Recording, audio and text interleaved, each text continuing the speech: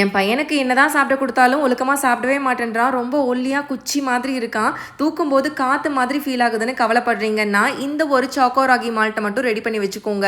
ரொம்ப ஹெல்தி. குழந்தைங்களுக்கு நல்லாவே உடம்பு வரும். இந்த ஒரு சாக்கோ ராகி மால்ட்ட நம்ம ராகிய மொளக்கட்டி பண்ண போறோம். நாட்டு ராகியா பார்த்து வாங்கிக்கோங்க. 2, 3 தடவை நல்லா அலசினதுக்கு அப்புறமா ஓவர் நைட் சோக் பண்ணிக்கலாம். இது இந்த மாதிரி ஒரு வெள்ளை துணியில கட்டி வச்சுக்கோங்க.